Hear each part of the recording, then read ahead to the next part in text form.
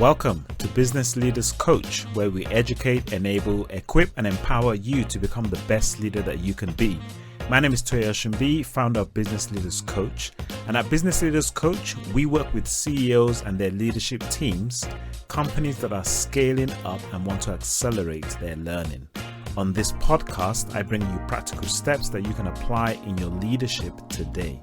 We draw wisdom from some of the best business books, bring on guests and entrepreneurs and authors as well. You can go to businessleaderscoach.com/podcast, subscribe so that we can send each episode and any templates or tools that come with these subsequent episodes. We all know that things are changing rapidly in the world of work, and recently Gallup pulled together what they called the Big Five, and this is because according to them, the workplace is seeing the biggest disruption that we've never seen in some time, and it is changing the way we work, and it's going to obviously change our future and the future of work. Now, some of you have heard some of this before, but I do want to be a bit more specific. And so in this episode, I'll be covering the big 5 disruptions that business leaders must address. And I'm going to give you some tips of what you can do as a business leader. So we know some of these things already. It's not a surprise.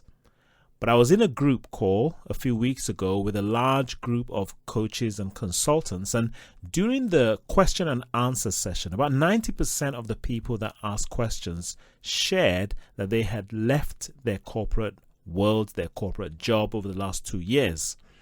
And this just validates why we're having this disruption. Obviously, me being one of these people. And so I want you to pay attention to these 5, but then at the end, I also want you to be thinking about how you can ensure that you are positioned for this change. And it might sound repetitive, but let me tell you from what I know, most of us are just not ready.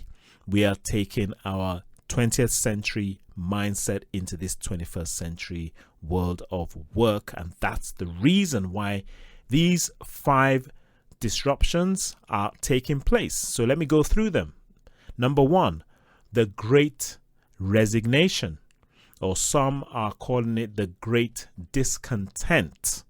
So this is now what we know, that many people, huge amounts of people, have left their corporate jobs, just as I mentioned. And one of the reasons is because they are discontent with the lifestyle that they were living as they were working for these organizations.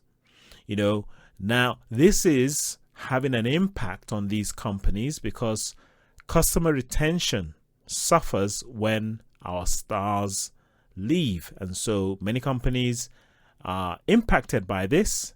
And obviously the talent that's being lost is one of the great discouragements for these companies, because obviously to replace that, maybe a wealth of knowledge, maybe these are people that have been in this organization for a good number of years, and obviously that is impacting. Now, what we're going to find is that the remaining 4 are simply the impacts of this as well. So it's almost like a domino effect.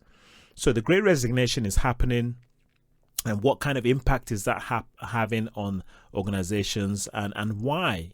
So number 2 is that they are not coming back. According to Gallup, 70% do not want to return to the office full time. Many have stated that the life of flexibility has come in, and they don't want to go back to what they saw before, you know, just that whole going into the office, the commute and everything. And so Gallup report that they do not want to come back. And so part of this Great Resignation is happening, especially when some companies are still trying to insist that people come back full time, or they're trying to stagger it, you know, in terms of, by maybe next year, things should go back to normal. And what they're not realizing is that the world has changed. You have to now accommodate. There's some organizations that have been forward thinking and have actually started to accommodate for this. I think I've mentioned this in on other episodes, but it's something for us all just to bear in mind. We now have to start thinking about how we live in this hybrid world. That's number 2.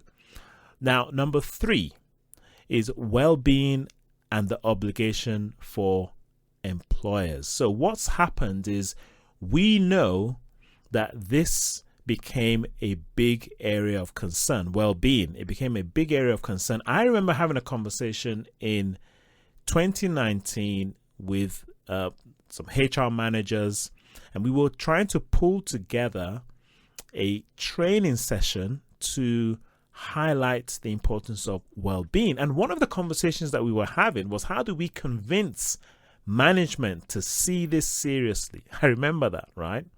Now, let me just give you some statistics to validate why we were having that conversation, what has happened during the pandemic, and then what we are now seeing, why this is now an important area to still address. So remember what I said, 2019. Okay.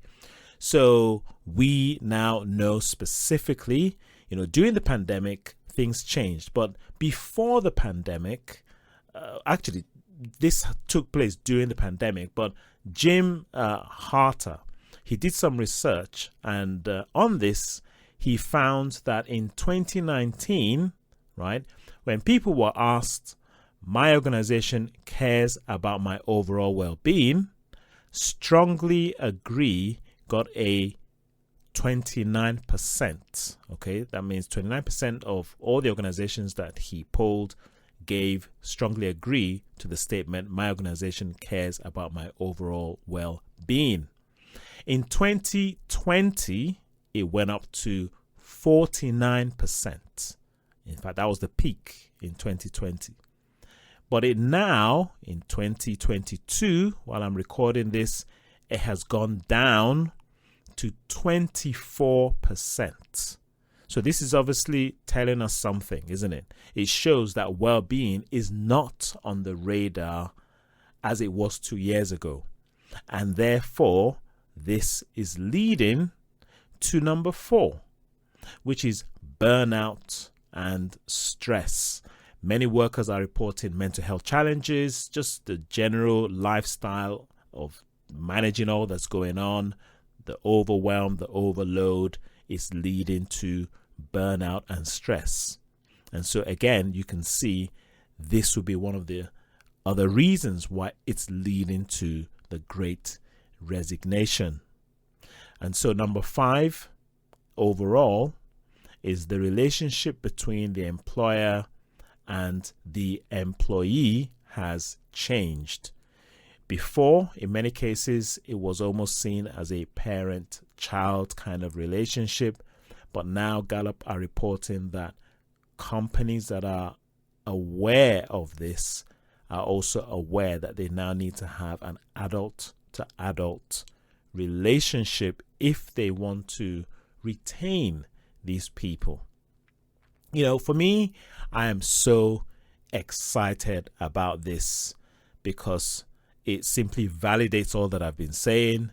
The role of the CEO, the business owner, and the senior executive has now changed. So as I wrap up on this podcast, I'm going to give you some specific areas that I will expound on moving forward. And as I bring on some guests, I'm sure we'll be talking about this. There is a plan to have more guests moving forward.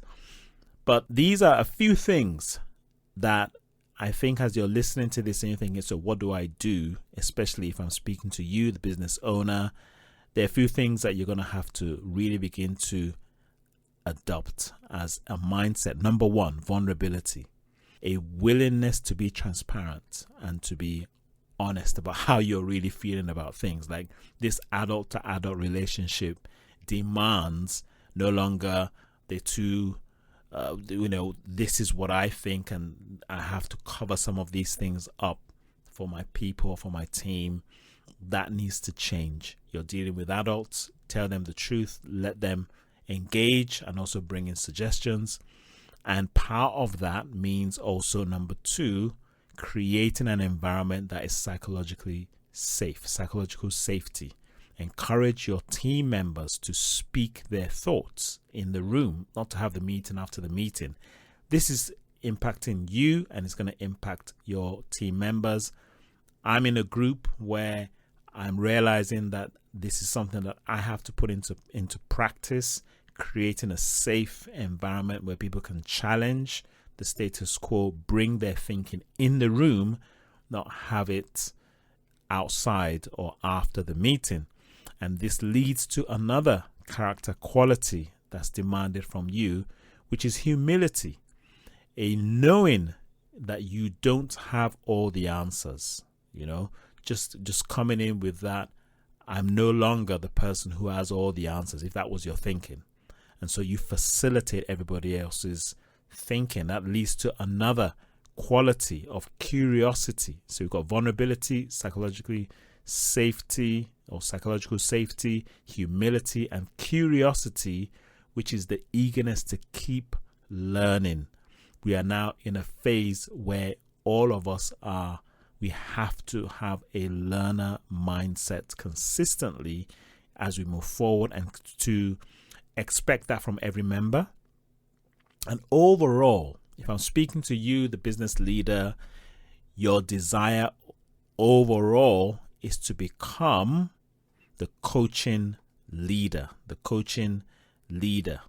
and then become the leader as coach, which is that eventually you simply want to become the overall coach of your business. In fact, Gallup themselves, based on their research, they know that it is through coaching people that you actually get a lot of the engagement, the honesty, by asking questions, facilitating people's thoughts. So, quick tips to give you on how to progress. First of all, this demands you to change, right? Wherever you are, and it demands that you first of all assess where you are with your business. So if I'm speaking to you and you are a startup, a one-man band, you are in the entrepreneurial phase where you are the person doing everything, then it's fine. You are going to need to obviously develop that and then bring in more people. And if you are at that startup with staff, then you are in the manager phase. You're playing the role of the manager of the team, but you need to start understanding that you need to be a coaching manager, asking more questions, right? So you need to begin to equip yourself with that skill and then equip your team members. And you can go back to one of the other episodes on situational leadership that would really help you to transition in your relationship with your team members of how to apply those behavior traits. And if the team is now becoming a more senior team, then you need to move into this coaching leader phase where you are coaching them to become better leaders. And then, as I said, the final stage will be leader as coach, which is that you are now guiding the whole organization. And that's what Business Leaders Coach is really all about, to help managers become better leaders and leaders become better coaches overall. Ultimately, you want to learn how to coach your team through the scale-up phase, putting systems and processes in place. And if that's something that you need help with, just schedule a call. Go to businessleaderscoach.com, click on the link, let's schedule a call to have a conversation. But I hope today's podcast has given you some signals of what we're going through. And everybody's trying to figure this out, by the way. It's a conversation that's happening in every area. And it's great that Gallup they've been able to pull some of these stats so that it's given us an awareness of what is really going on. Happy to really share this with you. So definitely, if you're listening to this for the first time, you can go to businessleaderscoach.com/podcast to subscribe. If you are listening to this on any of the other platforms, please rate, and it'd be great to hear from you. You can email me, toye@businessleaderscoach.com. Love to find out any other topics or anything specific that you want me to address as well. Obviously, what we do, as I've said at the beginning, we work with CEOs and business leaders, helping them to move from startup to scale up.